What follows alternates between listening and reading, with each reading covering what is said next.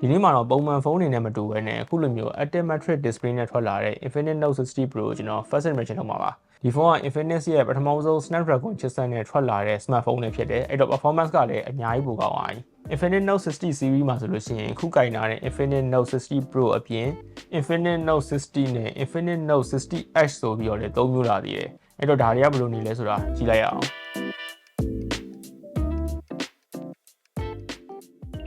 အရင်ဆုံး Infinix Note 60 Pro ရဲ့ဘူးထဲမှာဘာတွေပါလဲဆိုလို့ရှိရင်ဖုန်းအပြင်ဖုန်းကာဗာအမှာတစ်ခုပါမယ်။ကာဗာ message နဲ့လည်းအားသွင်းလို့ရအောင်လုပ်ပေးရတယ်။ပြီးတော့ 90W fast charger နဲ့ Type C ကြိုးတကြိုးပါတယ်။ပြီးတော့ wireless နဲ့အားသွင်းလို့ရတယ် MagPack ဆိုတဲ့အပြားလေးပါတယ်။သူက 30W ရတယ်။ Infinix Note 60ကလည်း Pro နဲ့ပါတာအကုန်တူပဲကွာဝါဆိုလို့သူက 45W fast charger ပြောင်းသွားပဲရှိမယ်။ဖုန်းတစ်ခုလုံးရဲ့ဘက်ထရီကတော့ 6500 mAh ဘက်ထရီနဲ့လာတာဆိုတော့ဒါလေးကတော့မစိုးဘူး Infinix Note 60 Pro ရဲ့ဒီဇိုင်းကိုပြောရမယ်လို့ရှိရင်တော်တော်များများထင်နေနိုင်မယ် iPhone 17 Pro ရဲ့ဒီဇိုင်းနဲ့တော်တော်လေးစင်တာကိုတွေ့ရတယ်ဒါပေမဲ့နည်းနည်းလေးတော့ကွဲတယ်ကင်မရာဒီဇိုင်းကတော့စက်ဝိုင်းပုံစံမဟုတ်ဘဲနဲ့၄000ပုံစံမျိုးနဲ့တွေ့ရပြီးတော့ဘေးနားမှာသူက Active Matrix Display လေးပါလာတယ်ဒီ display က mini game လေးကစားလို့ရသလိုကိုကြိုက်တဲ့ customize အကောင့်ပုံတွေပြီးတော့အချိန်တွေ battery level တွေကအစကြိုက်တာထားလို့ရတယ်သူ့ရဲ့ဘေးမှာ noti winner ကိုပြပေးဖို့အတွက် Halo Light LED မီးပုံစံကိုလည်းပြောင်းလို့ရတယ်ဒါလေးတွေကတော့ဒီဖုန်းကိုကင်တာနဲ့သူများတွေသတိထားမိစေတဲ့အချက်လေးတွေပဲအဲဒီကင်မရာဘောင်ရဲ့အောက်နားမှာတော့50 megapixel ultra clear 50 megapixel OIS AI camera ဆိုတဲ့ဘောင်အသေးလေးတစ်ခုပါတယ်ဒါကတော့ Note 60 Pro မှာပေါ့နော် Note 60မှာဆိုလို့ရှိရင်တော့အိတ်စာတန်းလေးကမပါဘူးဖုန်းကိုကင်ရတဲ့ hand feeling ကလည်းမဆိုးဘူး premium sound ဆိုတဲ့ခံစားချက်ကိုတကယ်ပေးတယ်ဘေးပတ်လေကလည်း metal frame နဲ့လုပ်ထားပြီးတော့အနောက်ကအသားကလည်းလက်ရမထင်တဲ့အသားမျိုးနဲ့လုပ်ပေးထားတယ်ပွင့်လင်းပြောရမယ်ဆိုလို့ရှိရင်ပေးရတဲ့ဈေးနဲ့ပြန်ရတဲ့ quality ကတကယ်တန်တယ်ဆိုတဲ့ခံစားချက်ကိုပေးတယ်နောက်တစ်ခုကတော့ဒီ Note 60ပေါ့နော် Note 60ရဲ့ design ကလည်း Pro နဲ့အကုန်နီးပါးတူတူပဲမတူတာဆိုလို့ Active Matrix Display လေးမပါပဲကွာတယ် Halo Light လေးကတော့ပါမယ်ဘေး quality ပိုင်းကလည်းအကုန်တူပဲ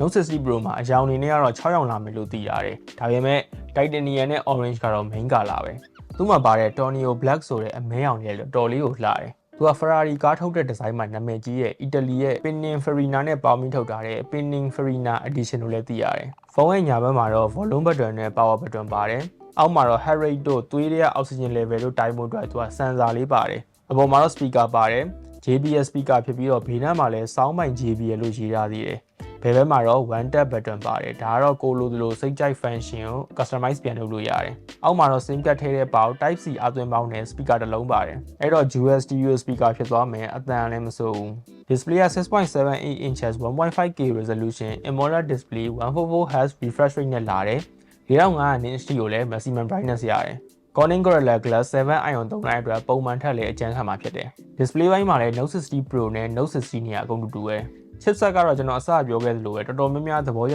တဲ့ Snapdragon chipset နဲ့လာပြီဒီကောင်က3မိနစ် chipset ကတော့ Snapdragon 7S Gen 4ကိုသုံးမိတာတယ်ဒီတော့ performance ကတော့အဆင်ပြေမှာပဲ Note 60မှာတော့ MediaTek Dimensity 9400 Ultimate ကိုသုံးမိတာတယ်အသေးစိတ်ကိုတော့အဆင်ပြေမပြေကျွန်တော် review video ကြလို့ရှိရင်တော့တခြားစမ်းပြီးတော့ပြောပြအောင်မယ်ကင်မရာကနောက်မှာ50 megapixel main camera 8 megapixel ultra wide camera ပါတယ် selfie ကတော့30 megapixel selfie camera ဖြစ်တယ်လောလောဆယ်ရိုက်ကြည့်ရတဲ့လောက်ဆိုလို့ရှိရင်ကင်မရာရဲ့ quality ကလည်းမဆိုးဘူးသဘောကျတဲ့နေရာမှာပါတယ်